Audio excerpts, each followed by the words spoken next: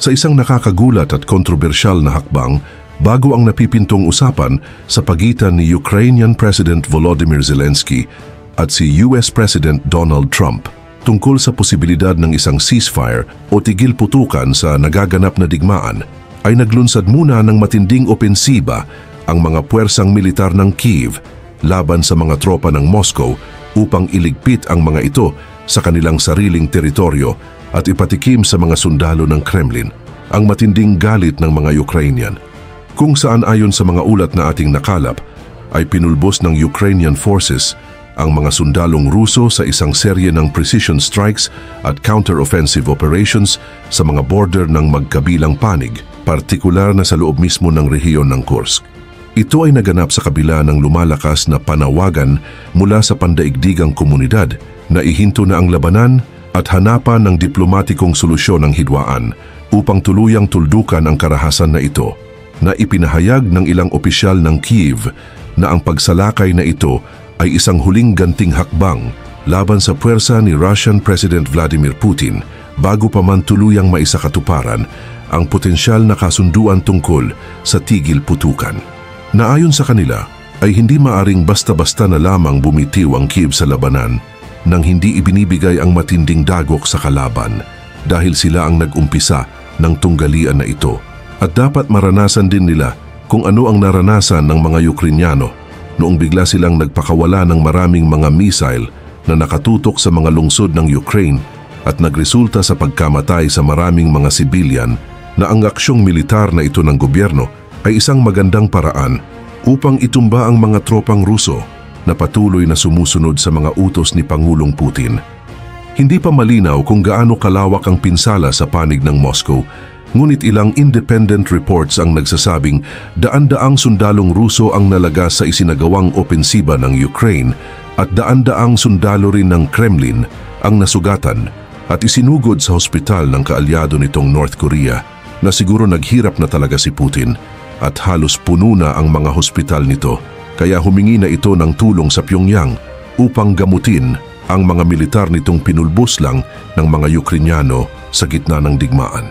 Isa sa mga dahilan ng napipintong pag-uusap ni Zelensky at Trump ay ang lumalaking pagnanais ng United States na tapusin na ang digmaan sa Ukraine, na matatanda ang una nang nagpahayag si Trump ng kanyang plano na wakasan ang labanan sa loob ng 24 oras kung siya ay muling mahalal bilang Pangulo ng Amerika, na may ilang eksperto na naniniwalang maaring ibaba ng Washington ang suporta nito sa Kyiv kung patuloy na lalala ang labanan at kung hindi mapayapang mareresolba ni Zelensky ang digmaan sa kanyang pag-upo bilang Pangulo ng Estados Unidos. Sa kabila nito, iginiit ni Zelensky na hindi sila basta sasang-ayon sa anumang negosasyon na hindi pabor sa Ukraine, na ayon sa kanya na hanggat hindi nakuha ng kanilang bansa ang ganap na kalayaan at seguridad, ay hindi sila basta papayag sa anumang kasunduan dahil maglalagay lang ito sa kanilang bansa sa alanganin. Sa ngayon, patuloy na sinusubaybayan ng buong mundo ang magiging resulta ng usapang ito, at kung tunay nga bang malapit ng matapos ang isa sa pinakamadugong digmaan sa makabagong kasaysayan ng Europa. Sa kabilang anggulo, hindi naman nagustuhan ni Russian President Vladimir Putin ang hindi inaasahang pagpasok ng isang malaking Chinese cargo ship sa kanyang nasasakupang karagatan, isang insidente na nagdulot ng matinding alarma sa panig ng Russia. Na ayon sa mga ulat, walang anumang abiso mula sa Beijing ang pagpasok ng nasabing Chinese vessel, na siyang nag-udyok sa Kremlin na agad na magpatupad ng high alert status sa Sakhalin Islands, isang estratehikong teritoryo na matagal ng bahagi ng geopolitical tensions sa rehiyon. Ang Sakhalin Islands na matatagpuan sa malayong silangang bahagi ng Russia ay isang mahalagang teritoryo na mayaman sa likas na yaman at may matinding presensyang militar ng Russia. Bagamat walang direktang pahayag ang Beijing ukol sa kanilang motibo sa naturang pagkilos, subalit marami ang nangangamba na maaaring sinusubukan ng China na magpakita ng puwersa sa rehiyon, isang bagay na hindi ikinatuwa ni Putin dahil kahit kaalyado nila ito, ay hindi ito nagpakita ng respeto sa kanilang bansa, na basta-basta na lang nitong pinasok ang mga karagatang hindi naman sa kanila. Na malamang na sinusubukan ni Pangulong Xi na iparamdam sa Russia ang kanilang kapangyarihan sa Pacific region, lalo na't mas nagiging agresibo ang Beijing sa pagpapalawak ng impluwensya nito sa mga karagatan ng Asya, na may ilan ding espekulasyon na maaring tinitingnan ng China ang posibilidad ng pag-angkin sa ilang bahagi ng Sakhalin Islands gamit ang kanilang historical claims at ang kanilang lumalakas na military presence sa rehiyon. Dahil sa insidenteng ito, mabilis na umaksyon ang Moscow at inatasan ng Kremlin ang Russian Coast Guard at Naval Forces na mahigpit na bantayan ang galaw ng Chinese cargo vessel na pumasok sa kanilang teritoryo, na may mga ulat na nagsasabing pinaikutan ng mga Russian patrol boats at surveillance aircraft ang nasabing barko, habang mahigpit na nagbabantay ang mga missile defense systems sa Sakhalin upang siguraduhin na hindi gagawa ng anumang masasamang hakbang ang naturang barko.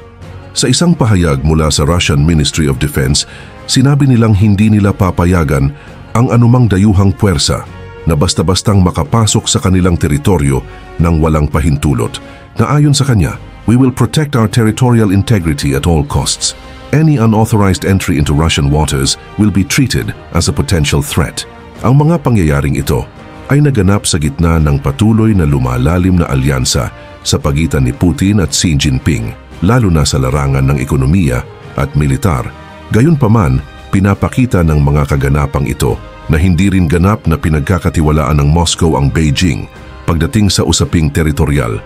Samantala, biglang nagulantang ang mga militanteng Hamas matapos maglabas si Pangulong Donald Trump at punong ministro Benjamin Netanyahu ng isang matinding babala na direktang nakasentro sa organisasyon, na kung hindi palalayain ng Hamas ang lahat ng kanilang mga bihag sa loob ng Gaza bago sumapit ang tanghali sa araw ng Sabado, ay isang mapanirang opensiba ang ilulunsad ng Israeli Defense Forces at ng US Air Force laban sa mga terorista, na siguradong magdulot ng malawakang pinsala sa Gaza Strip. Na dahil sa mga babala na ito, mabilis na naglabas ng pahayag ang Hamas na nagsasabing magpapalaya sila ng 3 sa mga bihag nito sa itinakdang araw, na talagang natakot ang mga suwail na ito sa mga inilabas na pahayag ng Israel at US dahil sa biglang nagbago ang tono ng kanilang mga pahayag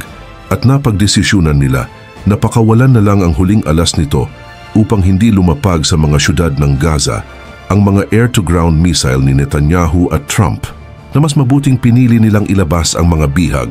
upang hindi madagdagan ang kasalukuyang krisis sa magulong rehiyon na ito ng Gaza Strip. Ikaw, ano ang masasabi mo sa mga opensiba ng puwersang Ukrainyano upang itumba ang mga tropang Ruso bago pa sila makipag-usap tungkol sa isang tigil putukan? At ano sa tingin mo ang ginawa ni Xi Jinping sa kaalyado nitong Russia tungkol sa pagpasok ng barko nito sa teritoryo ni Putin nang walang anumang abiso, na malamang na may malaking plano ang China sa isla ng Moscow upang tayuan ito ng military outpost? E-comment mo yan sa ibaba at babasahin natin yan isa-isa. Hanggang dito na lamang po, maraming salamat po sa inyong lahat at mabuhay po kayo.